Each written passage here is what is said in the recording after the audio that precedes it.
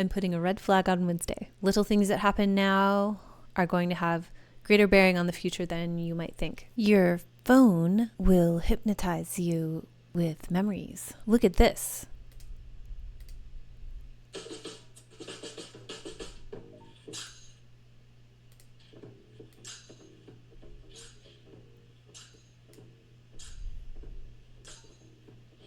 It's a visualization of the Wi-Fi strength in your house. Here's a thing called levels. So much of the big venture capital money is like very interested suddenly in preventative care and management of chronic illness. And you'll see a lot of talk going around about how I've seen it everywhere. It's like permeating the info space that allopathic Western medicine is really good at trauma or acute things, but they're not very good at preventative care or chronic illness. So we need to focus on that. And we have like many ancient traditions that do that really well. But actually what we need to do is track everything.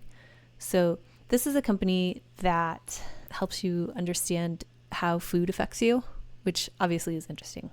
I secretly want to do it, but also data is the new oil. So a lot of the preventative care options are going to come with broad spectrum tracking. Now go watch my managed wellness video. Speaking of which, oil is also the new oil. Now I'll read this tweet to you. Do you like it when I read you the tweets? Energy is so insanely important because everything that matters in this world is at most 2 to 3 steps removed from it. I used to think that was less true. The further up you climbed in the tech tree, oil barrels give you horsepower, but surely intelligence and tech progress don't need them as much. Crazy that AGI, which will be the single most energy intensive project ever undertaken, is proving that wrong. Everything, especially intelligence, needs tons and tons of energy. Facebook admitted to scraping an entire country's adult social media data in order to train AI, and they gave them no opt-out option. And the way this went down was Meta's global privacy director was asked about this, and initially she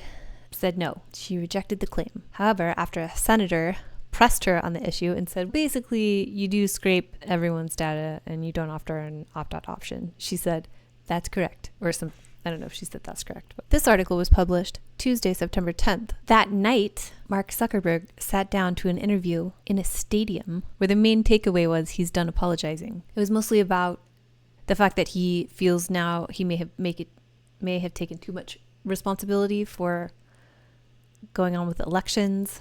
Quote from the article being, he's taken too much ownership for problems allegedly out of Facebook's control. Also from the article, in August, the Meta CEO sent a letter to House Republicans effectively apologizing for censoring misinformation around COVID-19 in 2020, bending to demands from the Biden administration. He says he regrets not being more outspoken about the pressure from the government at the time. He said he would push back on if something like this happens again. There's an interesting subtext here where he apologized for that and now he's done apologizing. Something to keep an eye on later. Also, the article says Zuckerberg was pressed at one point about whether he regrets naming the company Meta, which signaled the company's pivot toward the metaverse. And he said Meta's a good name. And I agree, because social media is the metaverse. This is an interesting form of misdirection that has you look at the thing that requires the misdirection and have you regard it as, like, communicate about the thing as if it is understood by everyone that it is this way, not the way it really is. So aren't you silly naming it for the metaverse when you're just not known for metaverse stuff? Although social media is the metaverse. So I think it's a good name too. On the note of misdirection, There's an article this week about the shadow dollar that's fueling the underworld. And it's all about how Tether, the cryptocurrency that's tethered to the US dollar, is the first line of the article is that a giant unregulated currency is undermining America's fight against arms dealers, and that this year it was more profitable than BlackRock. But I consider it a form of misdirection. Like, ooh, crypto's this unregulated rebel technology, and it isn't. Computational law seems scary to me, but the benefits that are promoted are that it removes bias. And I think in decision making, like legislative decision making, or even like administrative decision making on the part of a corporation, we need both to minimize, if not eliminate, bias, and a sense of the spirit of the law because there's the letter of the law and there's the spirit of the law. You know, all those people who went to jail for marijuana when marijuana was illegal, the letter of the law would say, well, that was the law at the time, so they deserved to be in jail the whole time. And now that the precedent has changed, we can't go back and change the past, but we can agree that a lot of those people did not deserve to go to jail and have their and their families' lives ruined. Anyway, Nevada is set to become the first state to use generative AI in unemployment benefit appeals. A Google-powered system will analyze hearing evidence and transcripts to provide recommendations on claim decisions. So one thing they want to do is clear up a backlog of cases. So they think this will speed up the process. Concerns have been raised that the emphasis on speed could lead to human reviewers just being not really analyzing the AI recommendations, just approving them, potentially undermining the fairness of the process. So you know how I keep saying giant tech corporations are your new government? I know last week I said I didn't want to organize around hatred of technology. I haven't gotten good at it yet. Murders in Tijuana in 2024 have doubled, and so Uber added a panic button to their app as one safety measure for both drivers and passengers. But it has a you need to take 2 steps to activate it, so that means that it's less easy to get to if you need to get to it quickly. But also, they don't want people using it by accident. It's only been used 190 times since April, and none of those were for an emergency. They were all for testing. Whoops, here's the article. Anyway, this article also mentions a 911 access app called Violet Button, which I am unable to find on the internet. 23andMe is going to pay $30 million to settle a class action lawsuit from a 2023 data breach affecting 6.5 million customers. The settlement includes cash payment for affected customers and a requirement that 23andMe improve their security practices. Sometimes I wonder if these data breaches, I don't know if this is true. This is me wondering. This is me being creative. That sometimes these data breaches could be back end, under the table deals. 23andMe would get in really big trouble if they sold all this data to a huge research company or even AI of some kind. But they will gladly pay $30 million for maybe a bigger deal under the table. This is me being creative. There are a number of reasons. There's so much I don't know about that could make that completely implausible. And there are probably a lot of reasons why that would not be the case. Also, 23andMe denies any wrongdoing, but they acknowledge the breach. Large tech companies are opposing a proposal to increase their share of electric grid upgrade costs to support their data centers. Google, Meta, and Amazon are arguing against plans to change how the costs are split for updating the grid because it could raise their energy bills. They have to update the grid because the data centers are so massive. So they're trying to rearrange things so that the people with the massive data centers pay a little more for power. They claim that this would unfairly target them. And they've also pointed to existing investments in clean energy, saying that this would hinder that. This decision will probably significantly impact the tech industry and the future of the US power grid. So watch my special report, which is about putting the grid on blockchain. So one thing that does is it turns everybody into a quote energy investor, and you get credits for selling your power back to the grid. So I see Amazon, Google, and Meta having there's a potential for a system like that for them to benefit greatly. Possibly. I guess I'm not fully understanding exactly how that works. But what I'm talking about is decentralized physical infrastructure networks. Wired recently did a profile on Google doing smart robotics stuff, specifically working on combining AI language models with robots to create machines that can understand and execute complex tasks given in natural language. This allows robots to process instructions like bring me a snack and to also translate them into actions. So they want robots to reason, plan, and interact with the physical world more effectively. And they mention the main industries up to be revolutionized are logistics, manufacturing, and healthcare. I was excited to read this article because I wondered if they would mention soft robotics, which is a big deal, a thing that's happening, or the outside-in robot, how all the world is just going to become a giant robot, and we will be that robot's senses. But it didn't say anything about either of those things. So I'm categorizing it as a form of misdirection, which I guess is today's theme. Speaking of the outside and robot, why do all the big AI logos look like the panopticon? This week, there's more information. This week connects back to the end of February of this year and the middle of March. If that was the bottom of the parabola, this would be the top of the parabola. Plans embarked upon at that time are now subject to material or logical details that might augment the path to completion. And this is a significant year for the sun in that the sun makes major aspects with outer planets this week. Especially if you're in a sun-ruled year. The sun trines Uranus, opposes Neptune, and trines Pluto. So if you're in a sun-ruled year, this would be a significant week for like fate of broad themes or the status of broad themes, things that have to do with the world at large. Also, all of our moon ingresses this week are in the middle of the night, so you'll wake up in the morning to a new world, Wednesday, Friday, and Sunday. And we're in between eclipses. I'll talk about that later. Also, these are the very last days of summer with the summer solstice on Sunday. The fall equinox on Sunday. Watch my video, What is the Equinox? If you haven't. It's the first video I ever uploaded. So it's a week of big shifts. Actual big shifts, and then the beginning of future big shifts.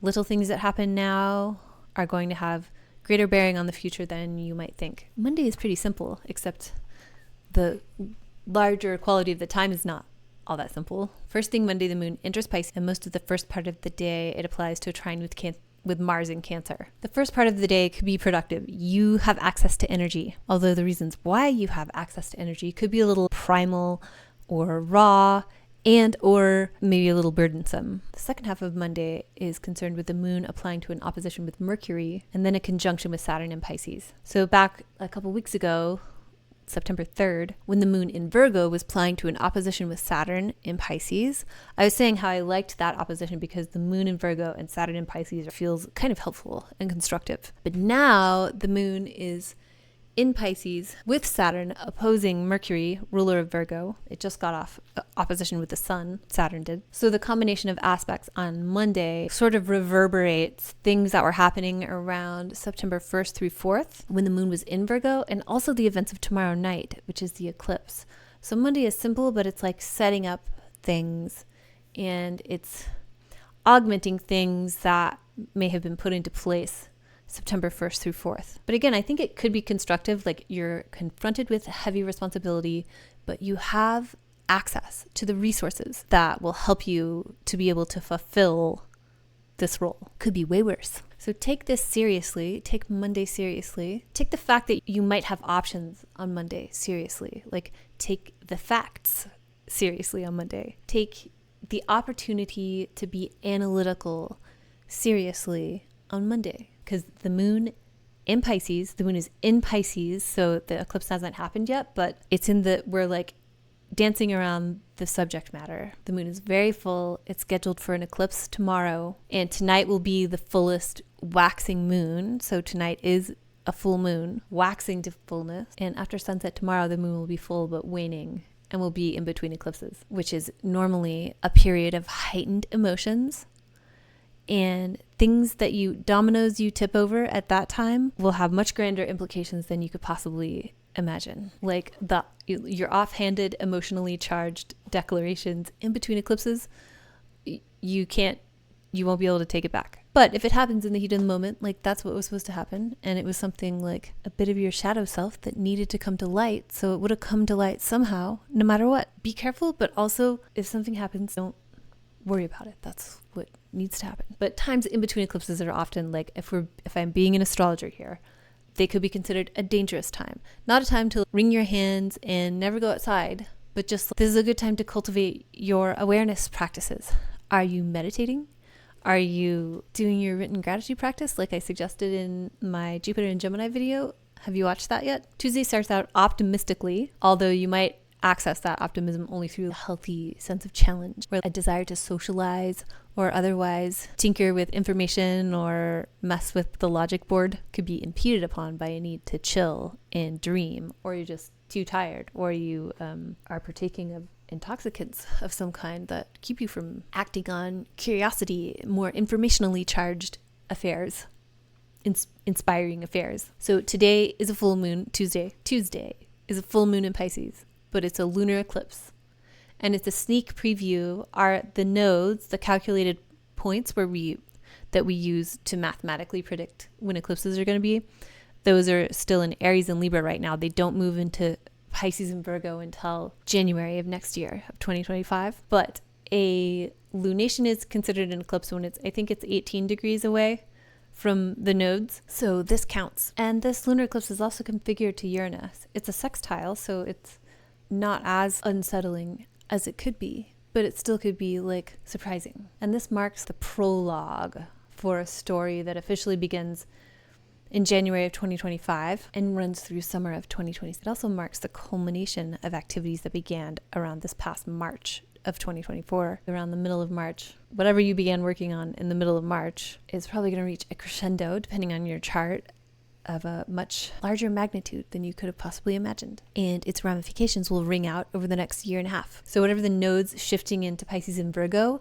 in January 2025 and going through June of 2026, whatever that means for you. Sorry, I got an eyelash in my eye. Whatever that means for you, so annoying. Whatever that means for you, you pointed the rudder in a direction back in March. So as of Tuesday, we are officially in between eclipses. That could be a time of heightened emotions. It's the moon.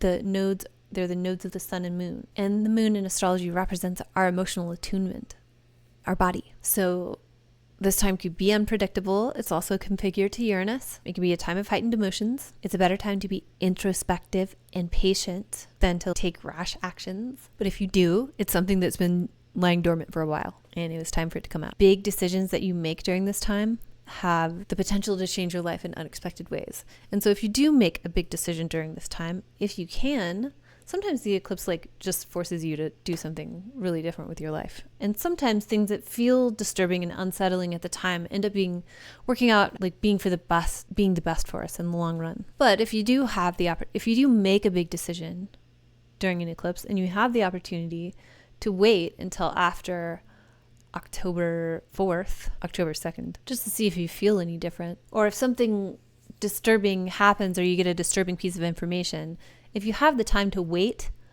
to respond to it rather than reacting, now's a very good time to observe that practice. But back to Tuesday, the element of surprise might provoke you or the situation around you with an immediate zap as the moon then applies to a sextile with Uranus in Taurus. So that's later Tuesday night, followed by a confusing or potentially numbing conjunction with Neptune. So maybe something like, maybe you get overstimulated and then you over-medicate that somehow. And this all happens as Mercury completes its opposition with Saturn in Pisces, reiterating what was set up on Monday, which is an echo of September 1st through 4th. And this is also a culmination of events that began around February 20, when Mercury conjoined Saturn. Mercury and Pisces conjoined Saturn. So during that time, the information that was available was pretty creative and impressionistic and idealistic and artistic. And now there's much more clear information. And it might present some criticism to whatever was imagined back at the end of February. And that criticism might be like a necessary, healthy part of whatever the thing is coming into being. Wednesday is really different from Monday and Tuesday because this is one of the days where you wake up and the moon is not in Pisces anymore. It's in Aries. And it's ruled by fallen Mars in Cancer, which is butthurt and has been through a lot. Not butthurt for no reason. Butthurt because Mars in Cancer has been through a lot. And the moon is also applying to a square with Mars.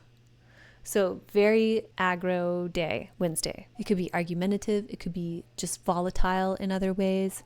It could be just like you want an outlet for your energy, like for your rage or excess energy. And that has the potential to be dangerous. You could hurt yourself or go out somewhere where you don't belong that's dangerous for you somehow. So be careful. We are in between eclipses. So if you go running and roll your ankle, that could cascade into something that changes the course of your life. And ultimately, whatever happens is, I guess, what's supposed to happen. That gets harder to say when it's unfortunate things. But just be careful. Be patient. Take note. Wednesday, if you're watching this, then I guess you're supposed to know that Wednesday, I'm putting red flags on. Be careful with Wednesday. It has a big caution sign. So try not to fly off the rails. and try not to pick any fights. And if someone's picking a fight with you, just understand, see if you can be in the moment and not stoke the flames. Instead, respond rather than reacting. Easier said than done, I know. Watch me on Wednesday lose my cool. I won't. I will stop myself. So what Thursday morning ends up being about could have begun earlier in the week. The sun in Virgo trines Uranus in Taurus on Thursday. Something surprising or exciting or even upsetting has the potential to be more constructive or less not so devastating. Uranus surprises can be disturbing even if they're good, and we are in between eclipses. And the lunation that just happened was configured to Uranus. So this will have something to do with that. It could just be a good insight or like a rearrangement.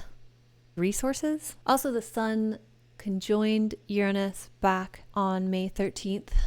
So it could be like a more constructive forward in this story.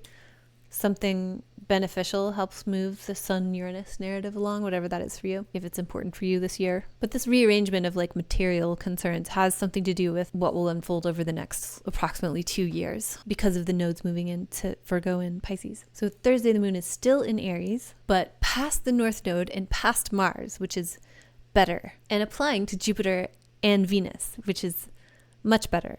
So Thursday is a little more protected, maybe like a little more of an energetic, sparkling balm for the soul than Wednesday, red flag Wednesday. So maybe there's some positive stuff on Thursday that counteracts the story on Wednesday. Or at least if this bad stuff had to happen, at least there's this, something good or something not horrifying.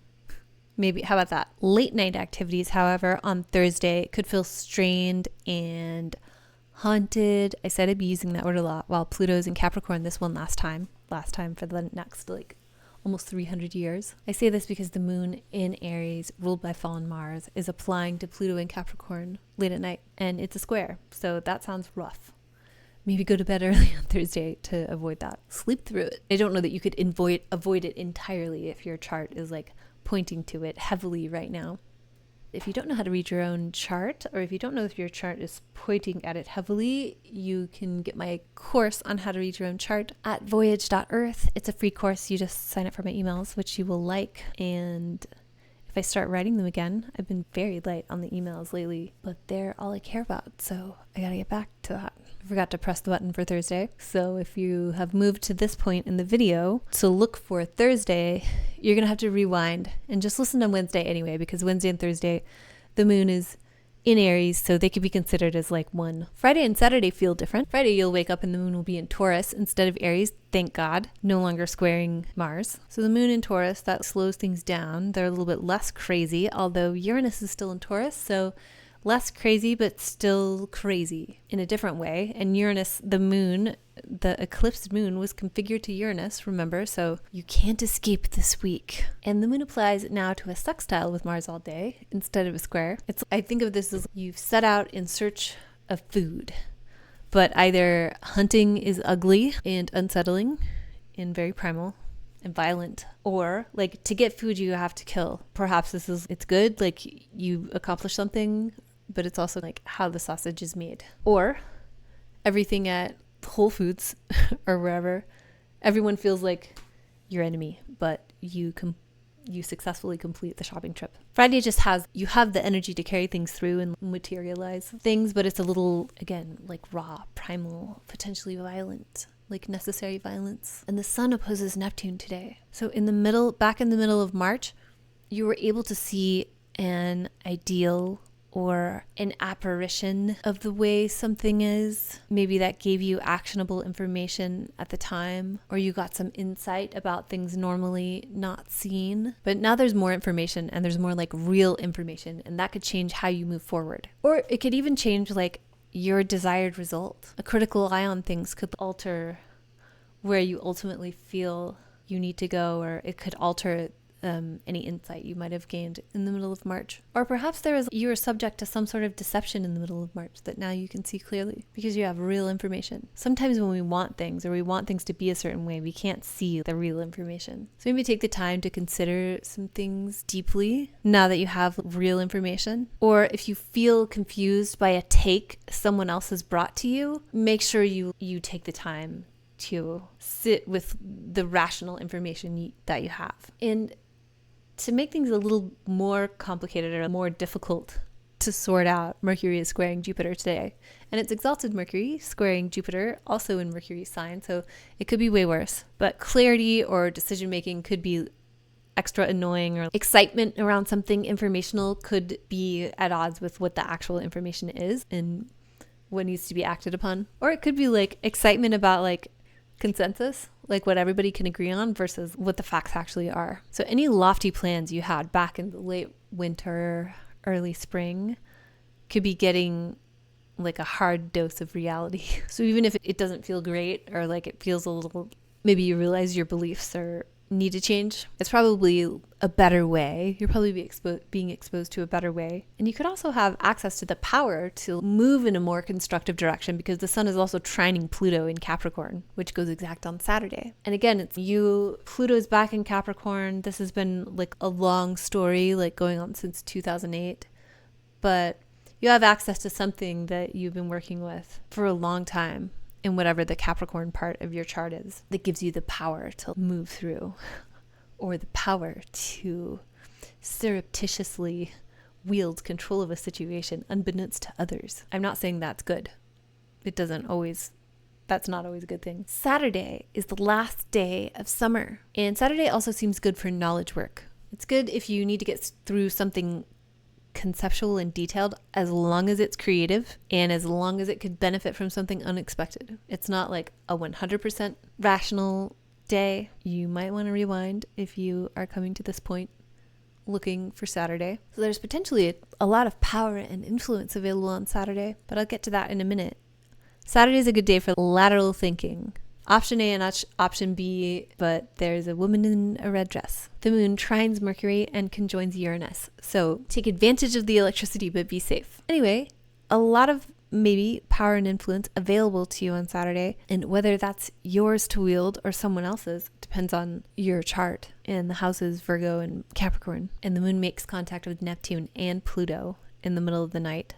So Saturday seems like it could lead into a late night, and maybe a late night big picture creative session if you're a night owl and you're into that. Saturday is supportive of, like, I can't speak to like how you'll feel on Sunday, or if you really need to be disrupting your schedule like that, but if it happens, if you have a night to be a creative night owl, Saturday might be the one. Sunday is totally different. Again, you'll wake up with the moon in Gemini now, so much busier, much more social, and it's the first day of fall. The sun is in Libra, so maybe you could have a pumpkin spice latte brunch with stimulating conversation. Maybe you should make it a book club meeting. Now the sun is ruled by Venus, and Venus is headed into complicated territory. So maybe the first part of the day is like the very first sliver of fall is less complicated than the rest of fall, because Sunday, Venus also squares Pluto one last time.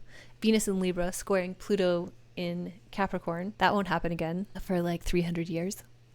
250 years. And it might give a strange, haunted echo of winter of 2021, when Venus was retrograde in Capricorn with Pluto. And then Venus moves into Scorpio later in the evening. So making all of fall a little more down and dirty, a little more complicated, a little more scandalous, but maybe you like that, a little more questionable.